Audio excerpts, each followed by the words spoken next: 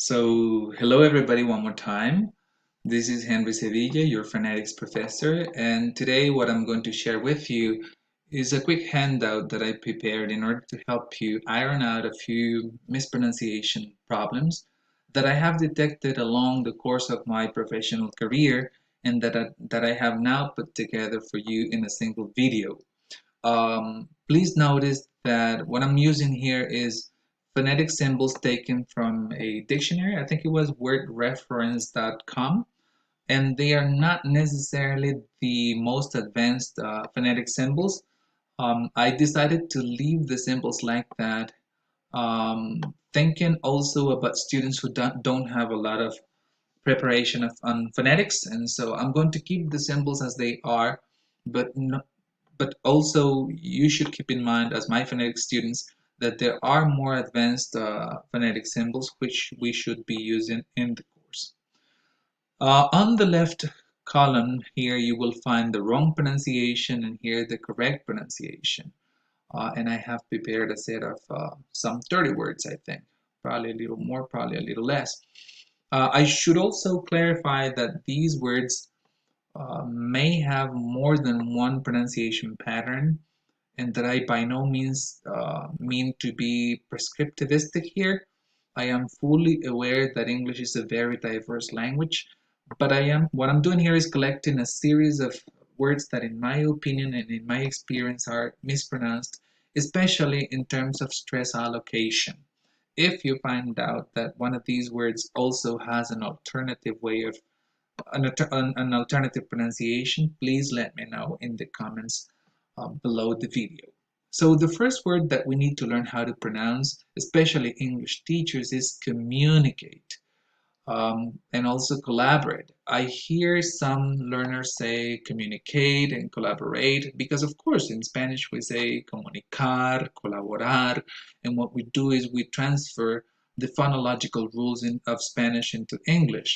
But then again, the right stress is communicate and collaborate, second syllable, as you can see here. The third one is very similar. A lot of people say cooperate, that goes on the second syllable, cooperate. And then we have three adjectives for these three words.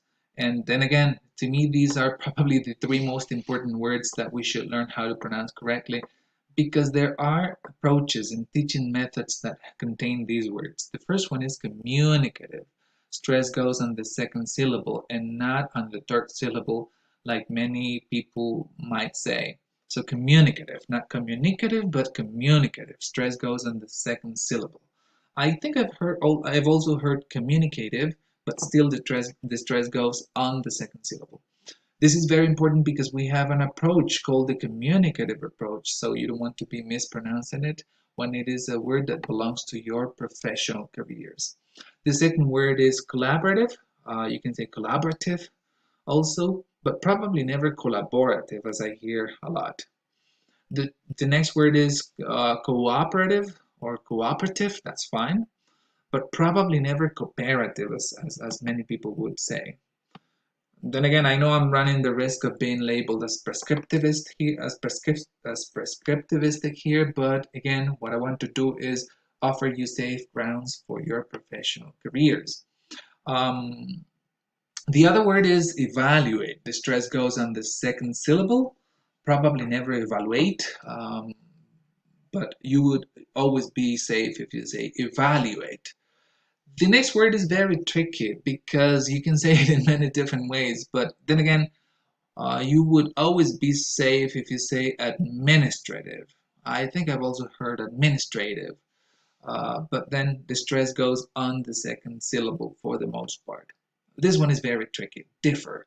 We instinctively might want to say defer because we have, I don't even know why, but for the most part, the stress goes on differ. So, and it's a verb. And you say things like, uh, I beg to differ. There is an idiom like that, and it means I don't agree.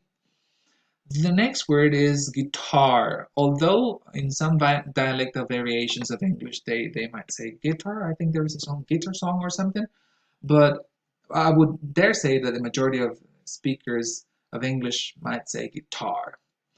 The next one is very tricky. It's violin, and it's tricky because it has a secondary stress on bio, and then one primary stress on lin. But the primary stress is on the second syllable, violin, and probably not violin, but violin. The next one is avocado, and here the stress goes on the third syllable. It has a secondary stress on a, so you might hear things like avocado, but then again, the primary stress goes on the third syllable. Uh, and then the next word is vocabulary. The stress goes on the second syllable, vocabulary, vocabulary, and not vocabulary. The next one is very important because we as teachers will be taking quantitative and qualitative research classes, and we don't want to go around mispronouncing these two words. So the primary stress goes in qua, and for both words. So you say qualitative, quantitative. I think in British English you say quantitative, qualitative. That's fine, but still the stress, even if it's British English, goes on the first syllable. So qualitative and quantitative.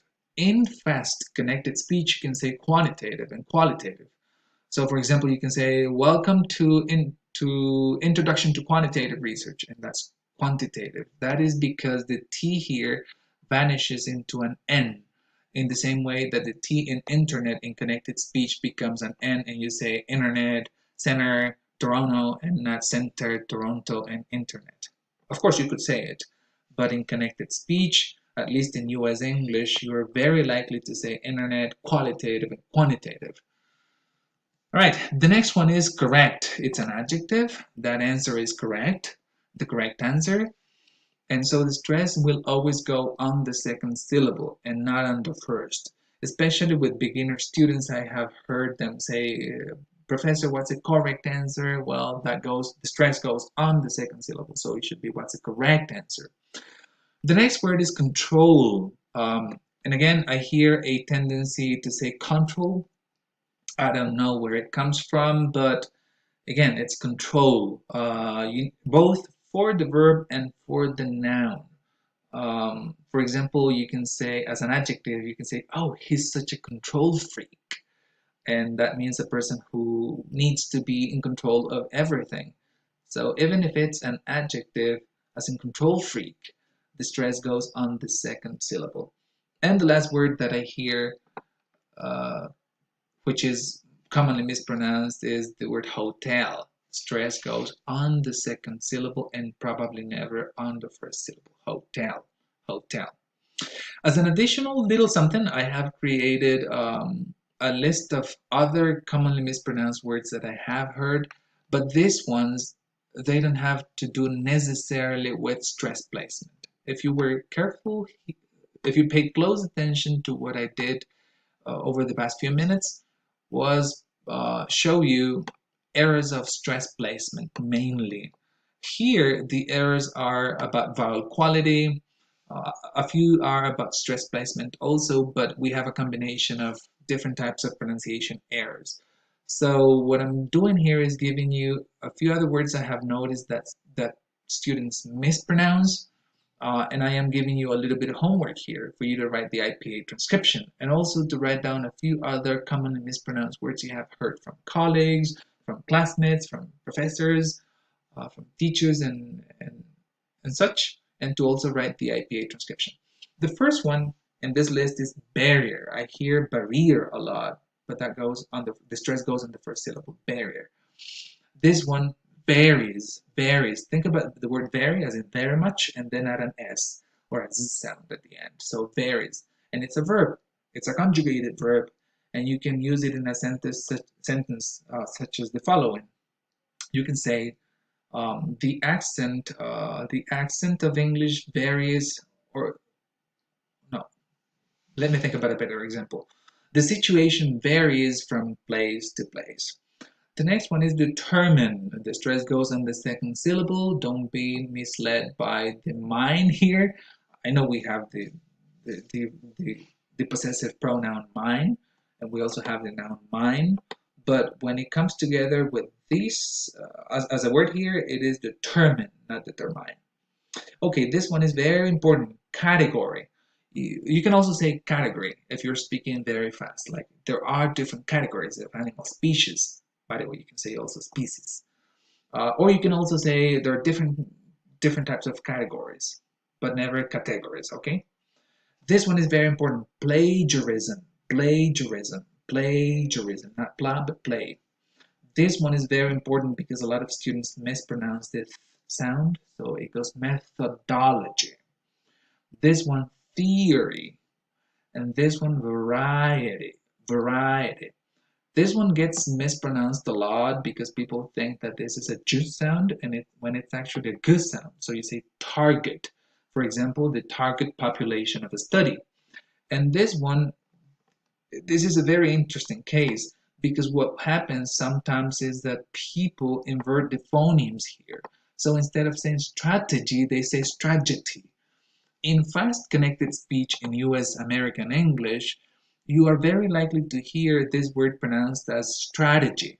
So there are several coping strategies for patients with such and such a disease. Strategy, but never strategy, okay? And this is very important for me to say because this is a word that you will find a lot when you take the methodology courses. You will hear and also read about learning strategies, teaching strategies. You will also learn about methodologies for research. You will learn a lot about research categories, and you will also be learning a lot about the communicative approach to language teaching and the collaborative approach to language teaching and the cooperative approach to language teaching. So I hope that this quick explanation is useful for you. And if you have another list of common and mispronounced words in English, do let me know. Thank you so very much for your attention, and I hope you guys have a blast.